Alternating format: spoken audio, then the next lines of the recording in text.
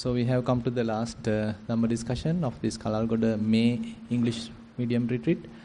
So we have received 2 questions, 4 questions, reports, and we'll start the session with those written questions. Report number 1. Dear Bhante, firstly I should pay my gratitude towards you for paving way for my mind to do the element meditation. All the 3 sermons were a great pull towards it and my mind to come to Nibbida as you preached. Maybe I am just seeing light towards that way. It's not like before. Now my mind is really letting go, and it's difficult, very difficult for me to conceal it from my family and ones who try to keep close tabs with me. I tend to isolate a lot, maybe realizing truth. You no longer want to actively engage in things as you thought that you gave so much joy earlier. Please advise me on how to hold on and continue a general life without others seeing a change. Much gratitude towards you. Thero and Sarna. Difficult question. So basically, it is not that you are trying to sort of indicate or show off, but you are as much as possible, you are hiding or not retrieving things, but they may sense it. So that is unavoidable. It may happen. But as much as possible, as you have discussed, already we have discussed, so especially when you are a lay person, so doing it in a more secret manner would be much easier, because if others get to know, then it would be a kind of a disturbance, and they may come to you and ask various questions and trying to, as we discussed yesterday, criticize you or condemn you or hint you, insult you. Many things can happen. But some others actually, on the other hand, help you and encourage you. That is also there. It depends on how we are approaching it. And say if you are confident, then you can even become a good Kalyana Mitra and you can start guiding others. That's also another story. But at the beginning, as much as possible, it is better to do it in a secret way, so that you are not being exposed, you are not being highlighted, and very much like you are doing it in a more private manner. So that would be much easier for you and easier for the progress. But slowly the behavioral changes happening within you will be sensed by the others. So that is also unavoidable. So they may understand something is going on with you, and they sometimes start rather than discouraging, sometimes they also may feel certain changes are beneficial to them also, and they may start encouraging. That is also can happen. Both sides are there. But other thing, that seclusion part, so that is something that we need to carefully handle. So when we are continuing the practice time to time, so this kind of seclusion, a desire to be secluded, the desire to be alone, is something possible. And so if it is going to a kind of a too much extreme level, then you might want to leave the house, or you going to say even leave the job, or maybe even want to become a monk, or even say want to give up all the typical stuff that you are engaged with. So that also can happen. So how are we managing it? How are we balancing it? So that is also in a way pretty challenging. So to what extent are we going to encourage it? To what extent are we going to, keep it aside and continue our typical mundane way of life? So I think it should be a kind of a gradual change rather than a very immediate kind of change. So that's why sometimes, for example, if someone is interested in being a monk, so typically, so he has to come to a monastery and spend some time, maybe 2 weeks, 3 weeks, and again going back home. So it's a kind of a training. Whether am I capable of being separated from my family members for a fair amount of time. Maybe another time he is coming, maybe spending 4 weeks, and see whether I can handle it. Then another time maybe 6 weeks or 2 months. So likewise, it's a kind of testing yourself whether you are capable of coping with the situation, because the environment is entirely different, no any kind of entertainment, so many things are there. So how are we going to handle it?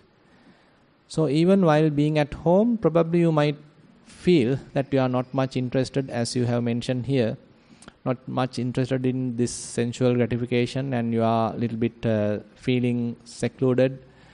While others are encouraging and going on with that, you are now somewhat different. That's okay.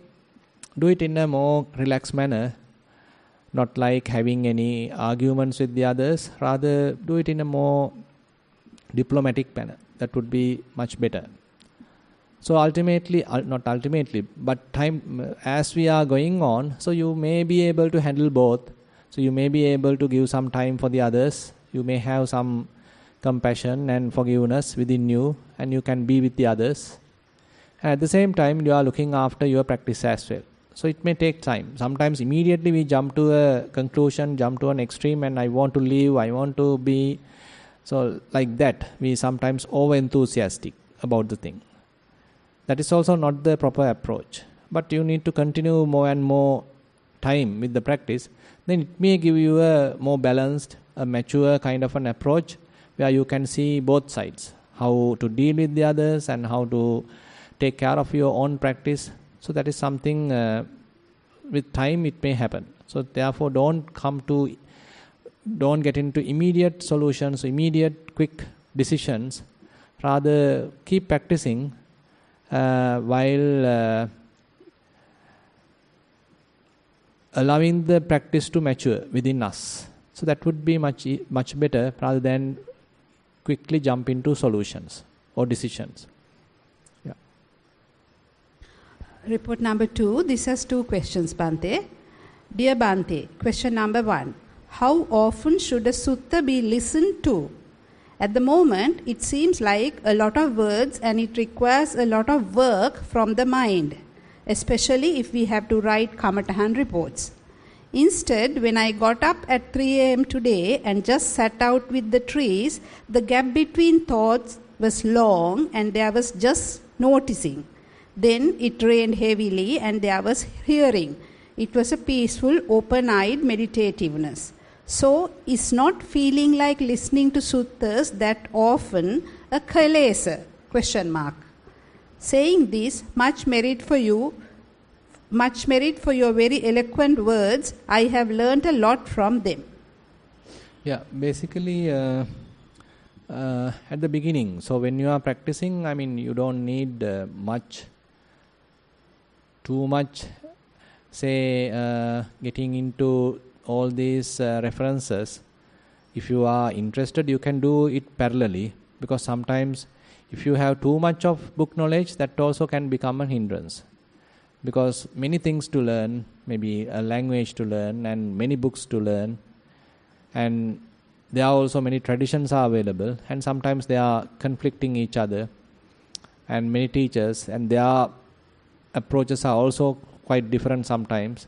So it's kind of confusing at the beginning. So you better find out a particular method and practice that to some extent, as much as possible. And then later, as you are feeling confident, at least to some extent, okay, I am capable of developing mindfulness.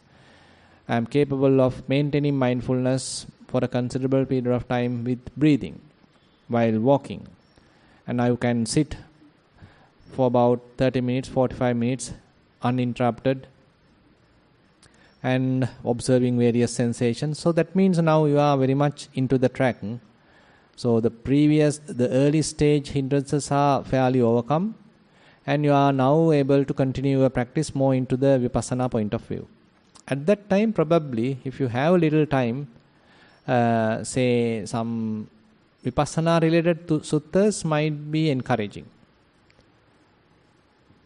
Because rather than, if you have, on the other hand, if you have a proper guidance, then even you can either shift that to a further time. You don't need to quickly start reading, because this can again create a lot of thinking, as you also have mentioned. So this reading can create a lot of arguments within us, thinking, doubts. All these things are possible because sometimes our practice, we can't immediately map with the teaching. So that may take some time. So if you have a proper guidance, then you can rely on that guidance and you can continue. And particularly, say, if you are reaching a state where you are capable of maintaining a mind free from any attachment, free from any grasping. So that is another area, you become more mature. At that point onwards, it's a matter of now you can very much like consolidating yourself, coming in line with the Dhamma, where you get some guidance or say strong references from the Buddha's teaching, so that you are quite confident, yes, now the path is fairly stable, I can practice continuously. Unlike before, now less doubts, and you are also having some your own hands-on experience. And now maybe it's a good time to read. And particularly some encouraging and, the suttas which are talking more about that Vipassana path. So then you are getting more and more confident. The doubts, whatever remaining, can be eliminated and you'll be more confident, yes, I am doing the correct thing. So the guidance is quite important, participating in the discussions important, listening to the same theme, Dhamma sermons may be very important, so that you know where you are heading towards. So it's up to you. Very difficult to say where you exactly start reading. So it depends how you are approaching it. So from person to person it could be different. And on the other hand, while practicing, it is a must to keep all that information into your sight. Not to keep it in the front, rather keeping the experiential knowledge in the front. You know that there are 3 levels of the knowledge, typically what we say. Sutame jnana, chintame jnana, bhavaname jnana. So the gathered knowledge that we, through reading, through listening, so that is the sutame jnana, the learnedness. And then the kind of contemplative knowledge, say by reflecting, by reasoning out, logically thinking. So that is another part, what we call the chintame jnana. The last one is what we are trying to do, that is the bhavaname jnana. So that is completely kind of unique to us. So your path may not be exactly tallying with another one's path. So a kind of a unique path to each of us. There may be certain similarities, but there may be differences. So that you have to travel by yourself. Guidance is available, but you need to start as a beginner and try on your own, face your own challenges, overcome them maybe through some guidance, but through your own techniques. So very interesting in a way. So that is what most interesting, exciting in a way. So that path, the bhavaname jnana, the experiential knowledge. So when you are doing that, so don't take chintame jnana into the picture. So if you are taking all the book knowledge, what you have learned, heard, everything while you are practicing, then it will be a kind of a mess. So that's why kind of a beginner's mind.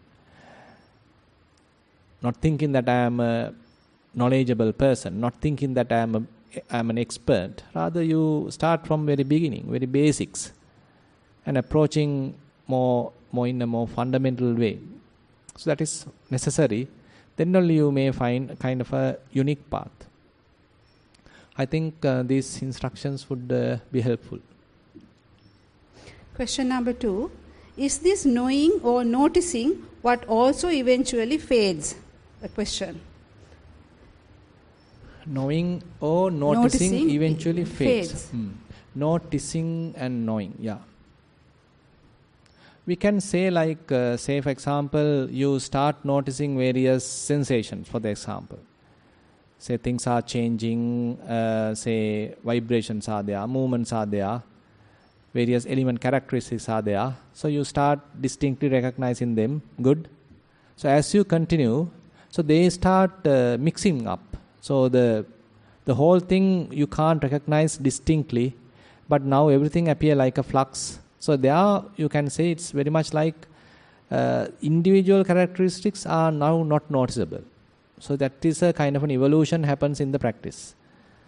So ultimately, so when mind gives it up, leaves it aside, and say mind becomes somewhat free, then you don't need to go back and, when the mind is released to some extent, you don't need to forcefully go back and look at the things that we have let go of. But if you again want to come back to that free state, you may have to do a little bit of further experiment or investigation, build up some wisdom. As a result of that wisdom, again the freedom happens. So it's a kind of a cycle going on. So I can agree with you to some extent. So all what we were noticing also become unnoticeable, untraceable. So mind starts letting go of them. Their demarcations are very much now blurred. So it can happen. Yeah. Report number 3. Most Venerable Bhante. Primary object, Anapana, breath. During sitting, I normally get to the calm state where no thoughts and no reactions to external sounds. Even if thoughts appear from time to time, I can watch it coming and passing away. However, if I do a good walking session of more than half an hour, I have the ability to extend my sitting for about 1 hour. At times, I get disturbed by a fly or a mosquito bite. Still, after wiping it off, I can get back to the same state where I was maintaining. This only happens if I have a good walking session prior to sitting. Is this the normal way, or is it just I am only on a state of samadhi? I have been practicing mindfulness for more than 10 years now. During walking, I do not do notify as left-right anymore. Can walk continuously noting the touch sensations, and I am aware if the thoughts appear in the mind. However, there are days that continuous thoughts appear in the mind as well. Day to day can be mindful most of the time. When working with others, very often I get alerts from the mind reminding not to react, not to cling, and this is the craving, etc., etc. But there is lot more improvement needed, as I know that there are many instances that I get caught to. Much merit for you for your guidance so far. May you achieve all your Dhamma desires in this very life. Yeah, I think you are doing good. So basically the mindfulness is now operating very much like a, say, observer, like a monitoring process, and it is giving you proper instructions, indicating where you are doing well and where you are not doing well. So kind of corrective measures are going on. So it's pretty good. So continue the practice. So slowly. Probably you can spend more time in watching the mind also, because we may have that capacity also fairly built up now while walking. Say at the beginning, as you have mentioned, you are now not necessary to label as left, right or something like that, but you can start closely examining all the sensations, and once everything become like a flux, if it is happening, then slowly allow the mind to release, maintain kind of a distance between this observing and this the sensation, and then slowly you can start watching the mind also while walking. That way probably you can get another approach. So how mind would become less and less thinking. So as you have, I think, mentioned, the kind of gap between thoughts may be increasing. So that is another area that you are being aware. Okay, thoughtless moments are there. Mind is fully aware but thoughtless. So now you are very much like understanding those different, say, capacities, capabilities available within our mind. So it's very, very interesting area to explore. So have that curiosity. How the mind's capacity improve and how you can dwell in it even there are no thoughts. Very interesting area to explore. So typically we think always we have to think in order to say live, but now you are recognizing, okay, it is not necessary. You can fully aware of what is going on, but no thoughts even. So these are very interesting areas for you to explore, and it seems that you are, getting that kind of a curiosity. So build it up. You may continue the practice. Yeah. Report number 4. Dear Bhante, can you please explain the difference between craving, tanha, and clinging, upadana? Where does it fall in lobha, dosha, moha? Yeah, basically, now mere craving or mere desire, just a little inclination towards something or someone, or just an inclination, that itself can be considered as a little bit of tanha, nati, sometimes called nati, inclination. It's a form of tanha. But the upadana is where you strongly hold on to that. Now you are very much established there. Now say you have a kind of you are still here, but now you have a desire to this clock, and now the mind is very much like inclined towards that. Now it's a tanha, craving is building up. Now at one moment you go and clung to that. So that is where the clinging has completed. Now as a result of that, now you lost the present moment, and now you are attached to a new state of mind. That is what we call as bhava, existence. So previously it is in a more, say, general, more ordinary, simplified state of mind. It underwent some kind of a craving, and you promoted that somehow. You further, feed it, and now mind slowly further inclined towards that, and now it's grabbing that, holding that. Now you are slowly abandoning this stage, the present moment, and you are fully in that, or become that moment, become this new state. So that is the upadana, where you lost the present moment and you are fully indulged in the whatever the mind has desired. So that's a new state of mind. So it's kind of a becoming process, bhava tanha. So as a result of that desire to become, now you have become that, whatever you wanted. So that is where you are strongly holding, grasping. So that is upadana. So that's a kind of a relationship is there, but changes are also there, differences are also there. That's all, no? So that's all we have received the questions. So if you have any more questions, we can spend few more times. If you have any more upadana, yes. Sorry, can you come a little bit? Oh, yeah.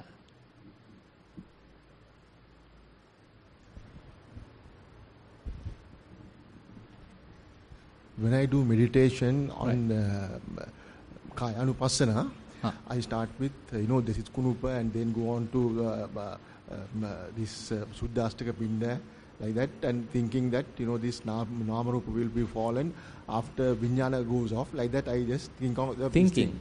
Yeah. But then, because then sometimes, because as a layman going towards, enlightenment, trying to that during this birth, so we have to maintain some sort of, healthy body, and, to achieve that awareness. So to give some food and, medication or whatever to look after it. So how can you do that without getting the trap of, Tushna or Tushna Upadana? Yeah, that's right. I mean, we can't logically, rationally, through thinking, we can't overcome. So it is not mere by reasoning that we can find a solution. So therefore, Buddha's approach is very much like you start from the scratch, and you start certain qualities within you, certain skills within you, and then the way you're looking at becomes slowly different. Now, say when the mind is fairly crowded and filled with so many views, so how we look at a solution is one way. And suppose now you are developing your mind so that the power of hindrances are very less, and you are time to time getting a very quiet moments, a calm, relaxed moments in your mind. On such environment, then you are looking at the situation, it's again different. So likewise, how you are approaching the problem is also varying as we are progressing.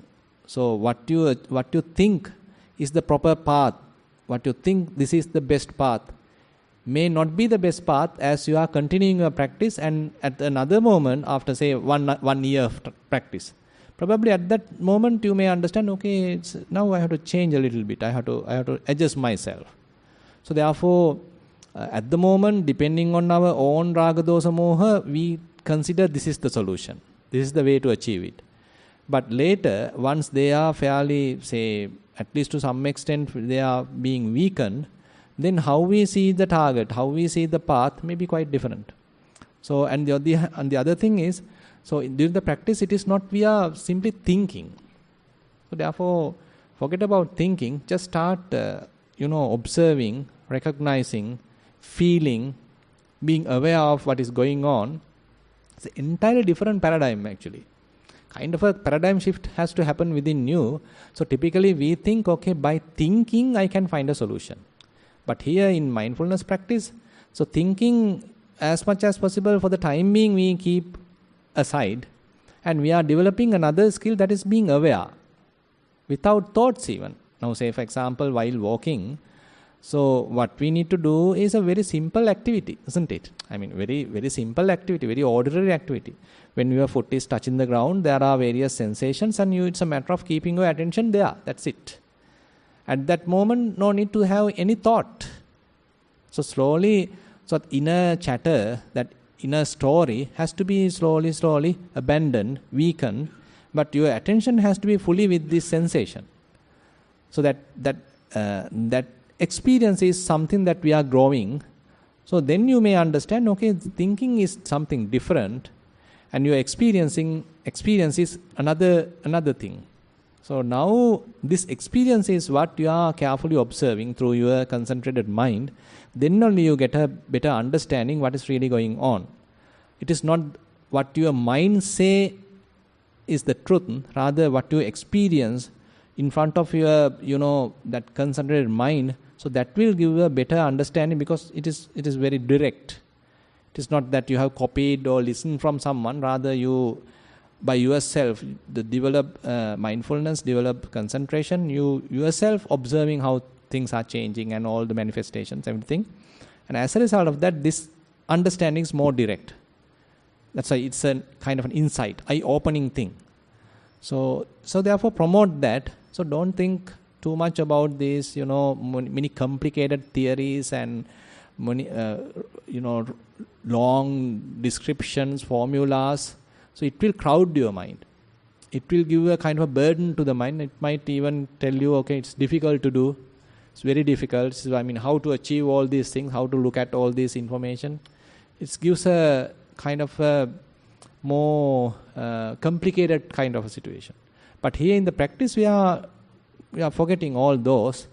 Slowly, we are developing certain skills. So the skills will slowly give you another way of looking at things. Yeah, if you can remember even today that Yamaka Sutta, you are here, right? So there are also, Venerable Sariputta didn't immediately approach Venerable Yamaka's question, his view. Rather, he went through a different approach that is more into Vipassana.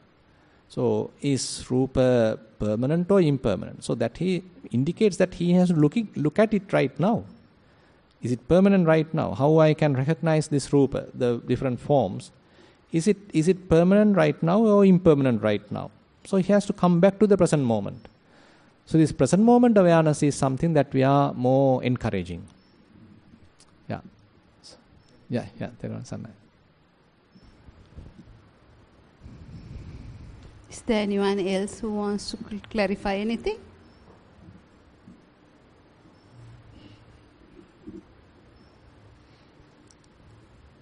Bhante, can I ask something, please? Yeah. The Vachigotta's discussion and how the Arahant's existence was very clear with the simile of fire. Correct. So the same way, is there any similes for us to understand what happens to a Putujjana when he dies, like people like us? Putujjana. No, that's the thing. I think he keeps on pumping fuel. So there is no extinction of fuel. So he continuously pumped the fuel. So the fuel being constantly supplied. So as a result of that, the fire continues, even though it extinguished here. So that's also being discussed. I can't remember whether it is in the same sutta. So how from this a fire burning at this place, how it is transferred to another place. So that like say a bushfire, how it is spreading. So very, very similar. So some form of fire is being burnt here. Now it can transfer to another place because it has developed certain capacity to catch fire. So now fire available here being transferred there, it is continued. The burning is continuing. But on the other hand, in the Arahant's case, the fuel are not available, so it is extinguished here itself. So no continuation. So in the Putujjana's case, even though he leaves this life, another place is very available, prepared, and it has all the capacity, the potential to continue, and he jumps there, continues. So sometimes Buddha explain it as kammang kettang viññānam bījaṃ tanhā sineho. So you have the seed of consciousness and field of kamma and the water or the moisture of craving. So when these three are available, you can continue. So the Arahant's case, so there is no craving and no ignorance, and kamma, in a way we can say the necessary kamma which is necessary to build another life also being extinguished. So complete passing away, complete extinguishment, something like that. And on the other hand, another area, now say typically when we are calling viññānam bījaṃ, so that means that form of consciousness is the conditioned consciousness. So when it is established on some place, so it is thoroughly establishing. Like a how to say that octopus, when it is thoroughly holding something, so that with this viññāna, so it is maybe putting one hand at first, but then the next, then the third, last, and ultimately thoroughly holding it. So the consciousness is also like that. So at the beginning it may be only a very narrow or weak type of attachment, shift, but slowly it is growing up. So once it is grown up, then the rebirth can continue. So in Cetana Sutta, that is explained how the name and form comes into being when the growth of the consciousness is happening. Okay, then we have come to the end of the program. Today the breakfast dana was offered on behalf of our dear friend Gayatri, who's celebrating her birthday today.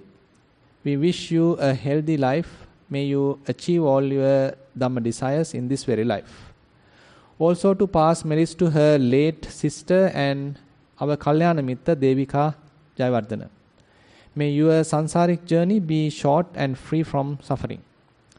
May these merits help you to enter the path and fruition Nibbana. So I also can remember Mrs. Devika Jayawardena, who has been a retreat organizer at Nissarana, helped many yogis to participate in many retreats. So I also share all the merits that we have accumulated.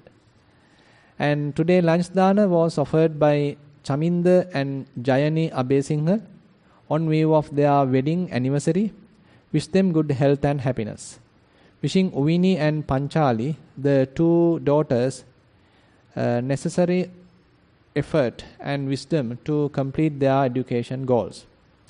And again to transfer merits to late mother Mrs. Sujata Abesingha. So these are the sharing of merits. So all these 3 days, some of you are here and you were able to practice the Dhamma and participate in Dhamma discussions and Dhamma sermons, and some of you were participating in various other duties. All the merits that we have accumulated, let's share these merits with all the past relatives, with all the celestial beings and whoever in need of merits. And we wish these merits help us also to achieve the Buddha's teaching and to realize Buddha's teaching and to overcome suffering and attain path fruition, Nibbana. While keeping these good wishes in our mind, let's recite the traditional verses. Ettavata amhehi sambatang punya sampadang sabbe deva anumodantu sabba sampatti siddhiya. Ettavata amhehi sambatang punya sampadang sabbe bhuta anumodantu sabba sampatti siddhiya. Ettavata amhehi sambatang punya sampadang sabbe satta anumodantu sabba sampatti siddhiya. Akasattha ca bummatta devanaga mahiddika punyantang anumoditva chirang rakkhantu sasanang. Akasattha ca bummatta devanaga mahiddika punyantang anumoditva chirang rakkhantu desanang. Akasattha ca bummatta devanaga mahiddika punyantang anumoditva chirang rakkhantu mamparang. Idang vo ñātīnaṃ hotu sukita hontu ñātayo. Idang vo ñātīnaṃ hotu sukita hontu ñātayo. Idang vo ñātīnaṃ hotu sukita hontu ñātayo. Imina punya kammena māme bāla samāgamo satang samāgamo hotu yāva nibbāna pattiyā. Imina punya kammena māme bāla samāgamo satang samāgamo hotu yāva nibbāna pattiyā. Imina punya kammena māme bāla samāgamo satang samāgamo hotu yāva nibbāna pattiyā. Sadhu, sadhu, sadhu.